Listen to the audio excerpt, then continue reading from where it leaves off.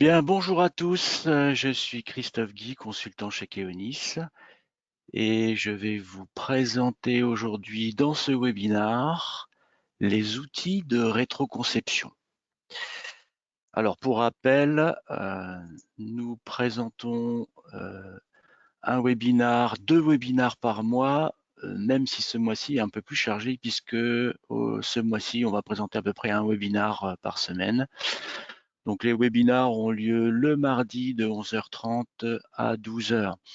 N'hésitez pas, si vous avez des questions ou des besoins de présentation particulière, à envoyer un mail à 3dx@keonis.com pour suggérer des sujets que l'on pourrait vous présenter lors de ce type de webinaire. Donc dans l'agenda, on va parler un petit peu des généralités. Dans ces outils de rétroconception, on parlera bien évidemment des nuages de points, des outils qui vont nous permettre de construire les surfaces sur ces nuages de points, le travail du maillage sur ces nuages de points, et on abordera aussi un sujet qui permet de préparer nos modélisations 3D aux déformations dues à la fabrication et notamment au retrait de matière ou aux contraintes qu'il peut y avoir lors de la fabrication des pièces. Et on terminera par une petite conclusion. La rétroconception.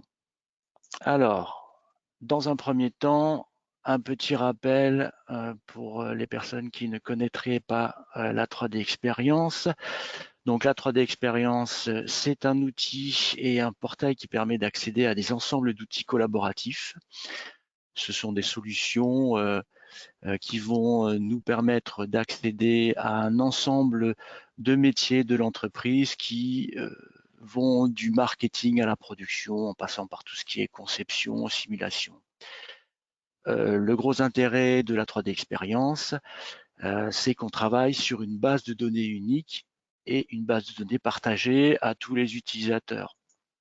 Donc cette plateforme intègre bien entendu toutes les solutions de Dassault Systèmes pour concevoir et construire virtuellement tous les modèles, les simuler, les analyser en termes de comportement et de fabrication.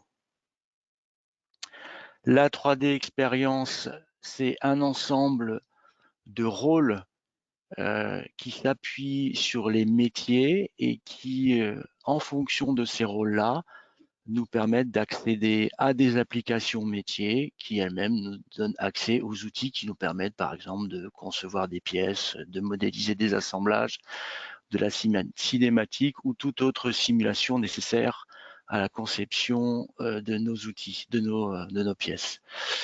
C'est un outil qui va à la fois nous permettre d'accéder par l'intermédiaire d'une interface web à la gestion, l'administration et la consultation de toutes les données que l'on peut stocker dans la base de données, mais aussi un client riche sur la droite qui va nous permettre de travailler sur des contenus 3D beaucoup plus complexes tels que les modeleurs géométriques, toutes les applications de simulation, etc. Sachant qu'aujourd'hui, de plus en plus, on va avoir accès à des outils de modélisation directement depuis l'interface web. Le sujet aujourd'hui, c'est le travail de la rétroconception et c'est la possibilité donc de partir d'un objet 3D existant, donc d'une pièce existante pour pièce existante pour venir la modéliser dans nos logiciels en 3D. Alors ça peut être n'importe quel type de pièce, une pièce par exemple qui n'est plus fabriquée, une pièce pour laquelle on n'a pas les plans 3D ou même les plans 2D, mais c'est aussi par exemple la possibilité de venir modéliser un environnement complet tel qu'une usine, tel que l'intérieur d'une voiture, d'un train, l'intérieur d'un environnement d'un avion, pour pouvoir se retrouver à l'intérieur et de gérer une maquette numérique de ce type-là.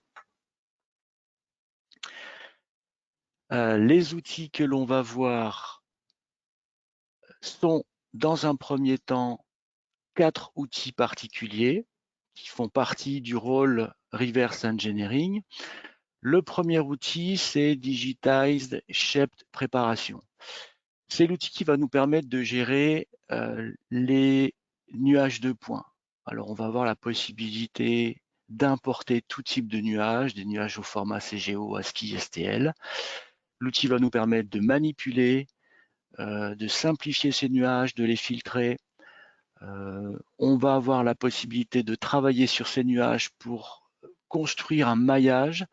L'avantage du maillage, c'est d'avoir la possibilité d'avoir une représentation avec un rendu réaliste et donc de mieux appréhender et mieux visualiser ce fameux nuage de points. L'intérêt aussi, c'est lorsque nous avons plusieurs nuages de points parce que l'on n'a pas pu scanner une pièce en une seule opération, on va avoir la possibilité de faire de l'assemblage de nuages de points avec des outils qui nous permettent de reconnecter ces nuages de points de façon manuelle et même automatique. Et sur ces nuages de points, il va être possible de tracer des courbes par des sections, par des courbes de limite. Enfin, on a tout un tas d'outils qui nous permettent de créer des courbes qui, par la suite, nous permettront de construire des surfaces. La deuxième application, c'est l'application avec laquelle on va rentrer directement dans le sujet de la modélisation, puisque c'est l'application Digitized Shape to Surface. Donc, c'est vraiment l'outil, l'application qui va nous permettre de construire des surfaces. Et là, on a plusieurs façons de faire. On va avoir des outils qui vont nous permettre de façon automatique de reconnaître les formes canoniques, c'est-à-dire les plans, les cylindres, les sphères, les congés de raccordement, les chanfreins. Tout ça de façon très simple. Ou alors, lorsque l'on a des surfaces, des formes un peu plus complexes, d'utiliser des outils qui vont nous permettre d'analyser le nuage de points par ses courbures et venir décomposer ce maillage en plusieurs zones pour pouvoir construire des surfaces simples et donc d'appliquer sur les zones définies par cette analyse les surfaces les plus pertinentes. On va avoir bien entendu des outils qui vont nous permettre de construire de façon tout automatique une seule et même surface sur l'ensemble du nuage de points. Donc je vous montrerai ça un petit peu plus tard. Évidemment, lorsque l'on a construit et modélisé sur surface, on a les outils qui vont nous permettre de contrôler ce résultat par rapport au nuage ou au maillage que l'on a récupéré. C'est très important de voir que ce que l'on a modélisé correspond bien à ce qui a été scanné et donc on va pouvoir contrôler les distances qu'il peut y avoir entre notre construction surfacique et le nuage de points qui a été importé dans notre logiciel. Tout ça pour nous permettre bien entendu d'apporter les corrections nécessaires et de se rapprocher le plus possible de la pièce physique. Un autre outil assez intéressant, c'est l'outil Imagine and Shape, qui, dans ce cas de figure, ne va pas nous permettre de construire des surfaces de type mécanique, hein, c'est-à-dire des surfaces dont on a l'habitude d'utiliser avec les outils de surfacique de CATIA, mais là, on va travailler sur un maillage plutôt de design où on viendra appliquer des carreaux manuellement sur le nuage de points. Et le gros intérêt de cet outil, d'abord parce que ça se manipule très facilement, mais on va surtout pouvoir travailler ces surfaces en les déformant, en tirant sur les points de limite des surfaces, en travaillant sur des zones particulières, sur des ensembles de carreaux, les déformer pour pouvoir se rapprocher le plus possible, bien entendu, du nuage de points, mais aussi pour ajouter un petit plus qui serait du design, du style, pour pouvoir obtenir la forme la plus agréable à regarder sur notre ensemble surfacique. Et dernière application que je vais vous présenter, c'est l'application Virtual to Real Shape Morphing qui intervient dans ce cas-là lorsque l'on fabrique des pièces qui, après fabrication, sortent déformées. C'est le cas, par exemple, des pièces plastiques qui, en sortant du moule, dû au retrait de la matière pendant le refroidissement, eh ben, se déforment. Ça, c'est un phénomène très classique. Ou, par exemple, pour la fabrication additive, donc l'impression 3D, où on a des contraintes résiduelles qui peuvent déformer la pièce. Tout ça peut se calculer à l'aide d'outils de simulation que l'on a évidemment dans CATIA, 3D Experience, qui peuvent être préparés à l'avance, c'est-à-dire qu'on va modéliser l'injection d'une pièce plastique dans son moule et grâce à la simulation, on va pouvoir automatiquement détecter les zones de déformation, récupérer à ce moment-là le maillage de cette déformation et on va pouvoir utiliser cette déformation pour la comparer avec le 3D réel, analyser les distances qu'il y a entre ces deux formes, appliquer à ce moment-là un vecteur de déplacement pour appliquer à la pièce 3D originale cette déformation de façon négative, et donc fabriquer la pièce déformée pour que lorsqu'elle va sortir soit du moule d'injection, soit de la fabrication additive, que la pièce soit à la forme voulue au final. Donc, toutes ces trois applications, je vais vous les présenter sous forme de petites vidéos avec bien entendu mes commentaires sur ces vidéos-là. Première application, le travail sur le nuage de points.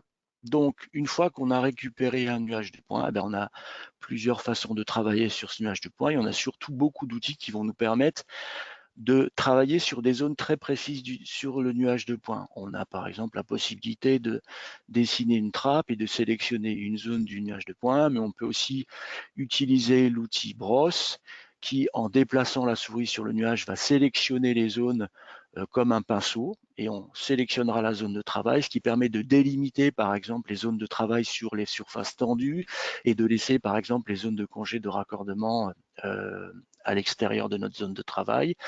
Mais on a aussi des outils qui nous permettent de détecter de façon automatique les changements de courbure ou les changements d'angle entre les zones du nuage de points. On le voit sur l'image de droite où on a simplement demandé de sélectionner la surface où on vient poser la plaque d'immatriculation sur ce coffre de voiture et il va automatiquement s'arrêter juste avant la courbure du rayon qu'il y a entre le fond de cette zone et les parois latérales.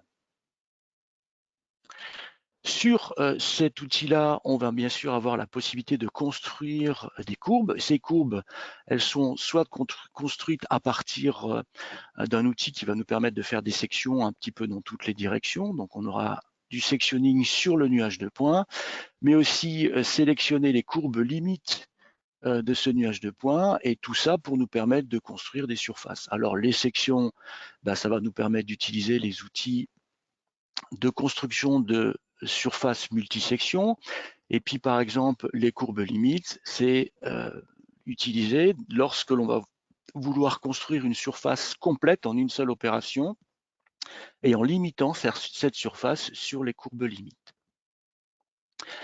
Bien entendu, on va avoir tout un tas d'outils qui vont nous permettre d'analyser ce que l'on récupère au niveau de l'importation du nuage de points. C'est ce que je vous présente dans cette vidéo-là, où on a récupéré le scan d'une petite statue.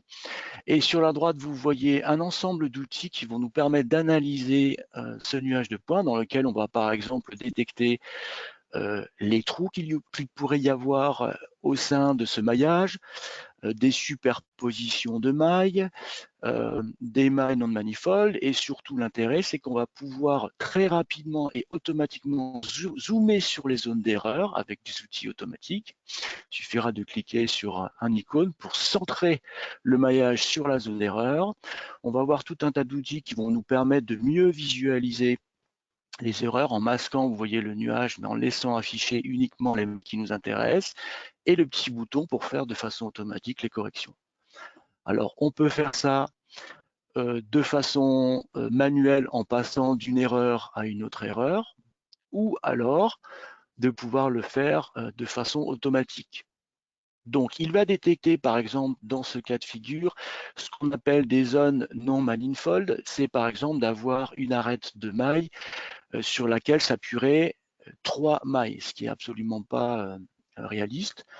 Donc là aussi, l'outil va nous montrer la possibilité de centrer automatiquement sur la maille qui est en erreur, avec une petite visualisation qui nous permet de mieux voir le problème. On voit bien que là, on peut avoir des mailles qui sont superposées l'une sur l'autre, ou des mailles sur lesquelles on a une seule arête et sur laquelle s'appuient 3 ou plusieurs mailles qui n'est donc pas du tout utilisable dans notre outil. Là, on le voit bien, on a une arête sur laquelle se trouvent 3 mailles, on fait les corrections. Alors bien entendu, là, je vous montre cette façon de le faire qui est plutôt manuelle, on voit toutes les petites erreurs en détail, mais on peut le faire en une seule opération pour corriger ça en une seule fois. On a bien sûr tout un tas d'outils qui nous permettent d'aller ajouter des mailles lorsqu'on a besoin de fermer des trous, de supprimer des mailles, d'inverser des mailles, tout ça pour corriger le maillage de façon à ce que le maillage soit le plus propre possible. Et puis,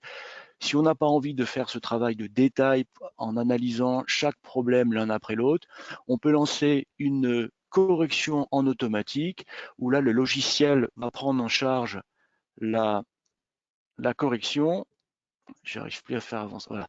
La correction en une seule opération pour obtenir un maillage propre et utilisable avec les autres outils de construction de surface, par exemple, ou de construction de courbes. Voilà pour notre outil Digitize Shape Préparation. On passe maintenant à la construction de surface, où là, nous allons avoir plusieurs méthodes de construction de surface. D'abord, la première méthode, c'est la reconnaissance de formes simples. Donc, c'est ce que je vous expliquais tout à l'heure. On va aller détecter de façon tout automatique les surfaces canoniques, c'est-à-dire les surfaces planes, les cylindres, les surfaces sphériques, les surfaces cylindriques. Ça, c'est une première phase où là, on s'appuiera plutôt sur un maillage sur une pièce mécanique, hein, on a peu de formes complexes.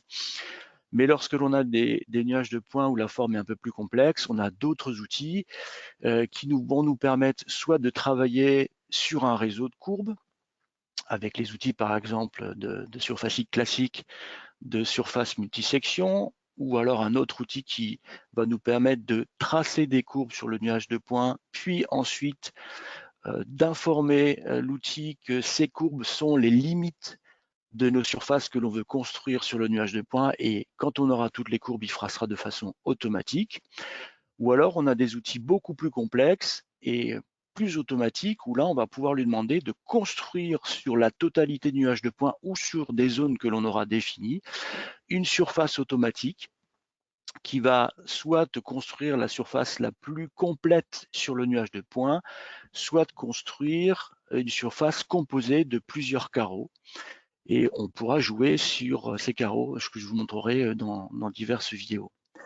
Premier exemple, c'est une pièce sur laquelle, vous voyez, on a des formes quand même assez prismatiques.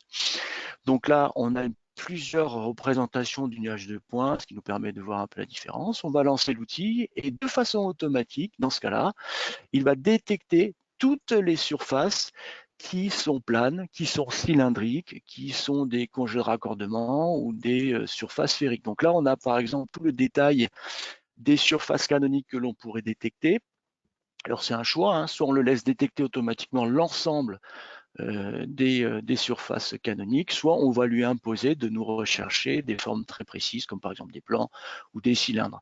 Sur la fenêtre de droite, on voit bien par le jeu de couleurs toutes les surfaces qu'il a détectées, et on va pouvoir à ce moment-là, dans cette fenêtre-là, non, pardon, j'ai oublié un détail.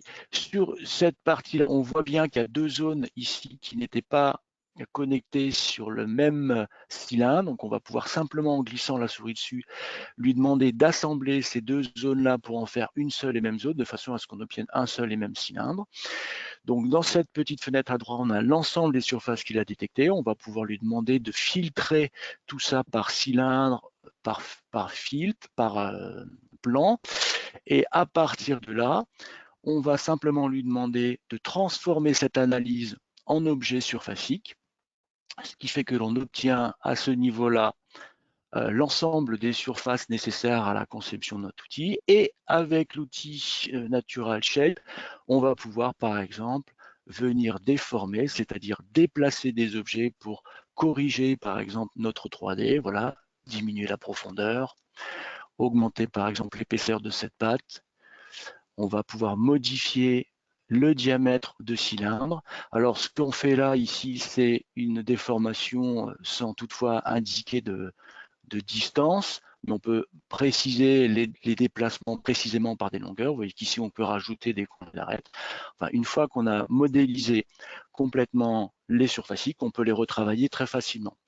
Dans ce cas de pièce, on va simplement avoir besoin, toujours avec le même outil, plutôt que d'avoir une détection automatique, on va simplement avoir besoin de chercher des zones particulières où là, je vais lui demander, cherche-moi tout ce qui concerne les plans. Il suffit de sélectionner une maille pour qu'il détecte automatiquement les zones planes et nous définisse des surfaces planes à cet endroit-là, ou lorsque l'on a besoin de sélectionner des cylindres, on lui indique, voilà, ça c'est un cylindre, on prend une maille et il détecte automatiquement la forme cylindrique pour qu'à la fin, on puisse obtenir les différentes surfaces qui nous intéressent pour l'utilisation de ces zones-là particulières.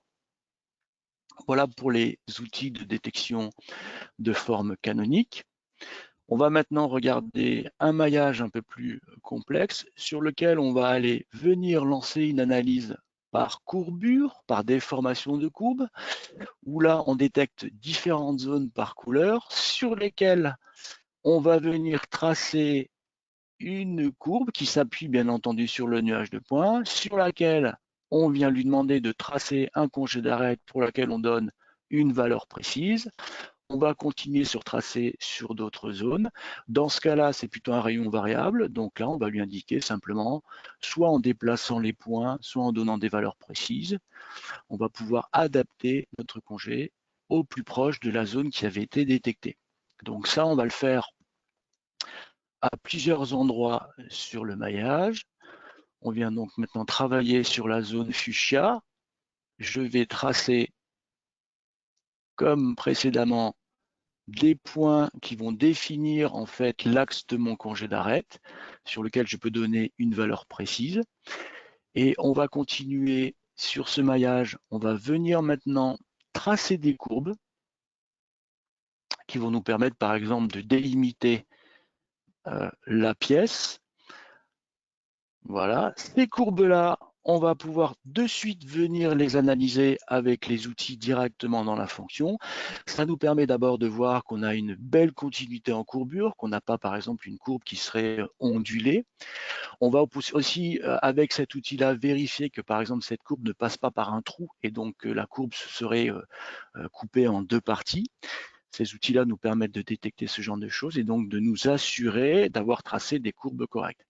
Et donc, on va effectuer ce travail de tracé de courbes sur la totalité de notre maillage en venant faire tout le tracé extérieur qu'on voit ici, mais aussi en rajoutant des courbes qui vont nous permettre de délimiter encore une fois des zones.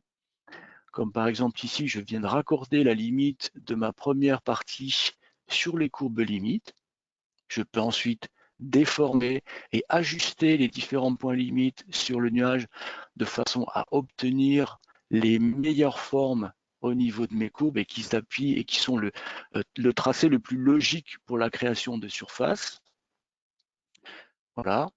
Je vais ensuite pouvoir avoir la possibilité de rajouter une courbe de raccord entre les deux limites de mes rayons et la possibilité de rajouter des points supplémentaires pour pouvoir déformer un peu plus la courbe. Vous voyez que maintenant elles sont connectées, je peux déplacer mes objets et obtenir les formes. Et une fois que l'on a fait ça, on va construire ce qu'on appelle un réseau de courbes qui va être compris en tant que tel puisqu'il va être appuyé sur le nuage de points.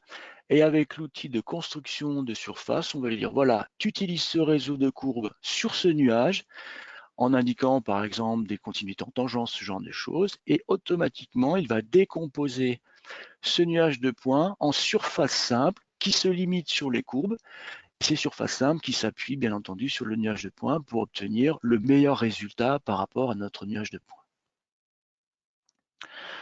Autre façon de construire des surfaces, là on va prendre plutôt un outil tout automatique où la seule chose que l'on va lui indiquer, c'est qu'on va lui indiquer des courbes limites sur le nuage de points, comme ceci, donc il va détecter la limite du nuage de points, et on va lui demander sur ce nuage de points de construire de façon tout automatique la surface. Alors c'est une surface multicarreau, on le voit bien ici, hein,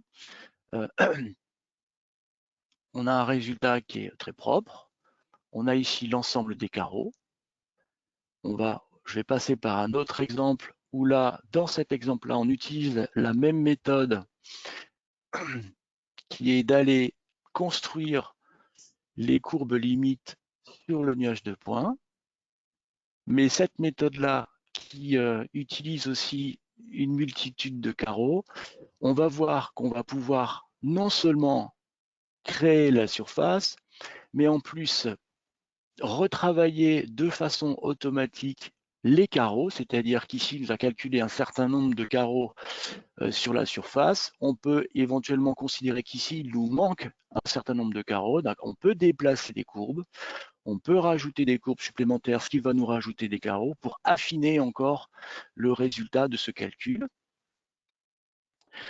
L'intérêt ensuite de cette création de surface multicarreaux, c'est qu'elle va être utilisable avec les outils Imagine and Shape, c'est-à-dire qu'une fois que l'on a cet ensemble de carreaux, on va pouvoir l'utiliser pour aller retravailler ces carreaux avec l'outil Imagine and Shape et par exemple venir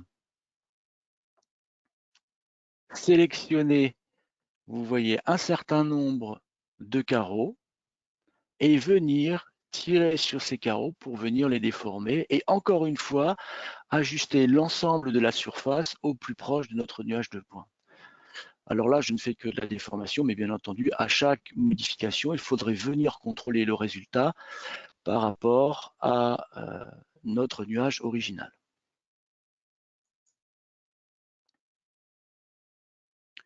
Autre méthode, c'est l'utilisation de notre outil Imagine and Shape directement sur le nuage de points. Alors, on va voir que dans cette présentation, l'utilisateur de l'outil utilise un stylet sur l'écran, mais ça se fait parfaitement bien avec la souris, où là, vous voyez, il vient dessiner des carreaux sur le nuage de points qu'il peut manipuler. Il rajoute de façon très simple et très automatique toutes les mailles qui nous intéressent pour le surfacique. Il les crée, il les déforme, il les ajuste, il rajoute le nombre de carreaux nécessaires dans les zones qui sont les plus déformées. On voit très facilement la création, hein, ça se fait vraiment très simplement sur le nuage. On rajoute les carreaux, on les déforme, on les ajuste au nuage de points et après avoir calculé le nombre de carreaux nécessaires, on peut venir travailler sur la surface pour par exemple la déformer et l'ajuster sur le nuage de points pour obtenir le résultat le plus proche du maillage. Dernier outil que je vous présente ici, c'est la possibilité à partir d'une analyse de déformation.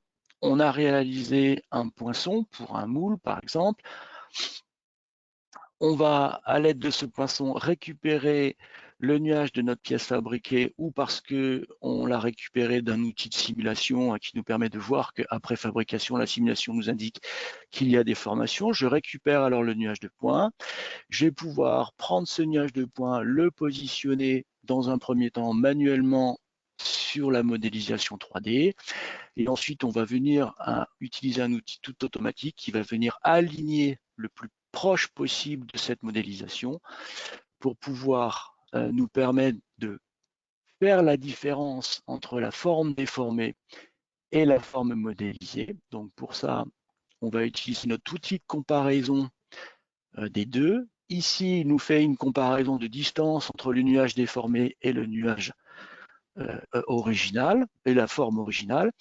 On va ensuite maintenant lui demander de calculer automatiquement avec cette analyse de distance les vecteurs de déplacement, ce qui va nous indiquer quel va être le déplacement à réaliser sur la pièce originale pour pouvoir l'obtenir de façon juste à la sortie de la fabrication. On a calculé ces vecteurs. On va pouvoir maintenant, avec l'application Virtual to Real Shape Morphfilm, appliquer cette déformation à notre pièce en lui indiquant simplement qu'on va appliquer une déformation inverse pour obtenir la déformation inverse. On va affiner, bien entendu, les tolérances et les paramètres d'ajustement pour l'application de cette déformation, pour enfin obtenir la forme déformée et pouvoir ensuite, ici on voit, vous voyez, quand je passe une section, on a pu obtenir la forme déformée, ce qui va nous permettre d'obtenir à partir de là, et les outils classiques de surfacique, on va pouvoir réaliser à ce moment-là le plan de joint avec la forme et l'application de la déformation négative sur notre poinçon. Voilà, là aussi, ce sont des outils extrêmement simples à utiliser pour obtenir cette déformation. Voilà pour la présentation des différents outils. Donc, en conclusion, on a un outil de rétroconception qui va nous faire gagner un temps très largement significatif. On va pouvoir travailler les nuages de points pour améliorer le scan qui aura été effectué précédemment. On va très facilement remodéliser de la géométrie, donc avec les outils de surfacie qui sont livrés avec les outils dans le rôle RPE. Si on a bien travaillé le nuage de points, on va pouvoir générer les STL pour, par exemple, plutôt que de remodéliser, passer directement le nuage de points directement à l'impression 3D et compenser les déformations avec les outils de déformation pour réaliser des pièces avec une pré-déformation pour sortir les pièces correctes au moulage ou à l'impression 3D. Pour terminer, Keonis est là pour vous aider, pour vous donner des conseils à l'utilisation de ces outils, aussi bien, bien entendu, pour de la formation, mais aussi pour du support. On a bien sûr la formation associée, dans laquelle vous allez pouvoir apprendre à utiliser les outils, aussi bien les nuages de points que la création des surfaces et l'optimisation des formes pour vous permettre de déformer les pièces si c'est nécessaire. Voilà pour cette présentation. Le prochain rendez-vous, c'est la semaine prochaine, non, ou dans 2 semaines, le 25 mai, pareil, de 11h30 à 12h. Vous allez pouvoir prendre connaissance du portail web de la 3D Expérience. Voilà, j'en ai fini avec cette présentation. Merci de votre attention. Et je vous laisse la possibilité de me poser des questions par l'intermédiaire de l'outil. Vous avez une zone où vous pouvez écrire des questions. Donc, j'attends vos questions s'il y a des questions par rapport à ce que je vous ai présenté. Alors, première question, est-il possible d'importer des nuages de points volumineux? Oui, tout à fait. C'est une très grosse amélioration par rapport aux outils que l'on avait en V5, où on avait quelques difficultés parfois lorsque les nuages étaient très conséquents. On avait pas mal de soucis avec des gros nuages. Hein. Quand je parle de gros nuages, c'est des nuages de points qui peuvent contenir 10 millions, 15 millions de points, hein, c'est assez important. Et donc là, aujourd'hui, ça s'est nettement amélioré. D'ailleurs, il est tout à fait possible de modéliser une usine complète et de pouvoir récupérer toutes les informations concernant la modélisation de l'usine. Hein.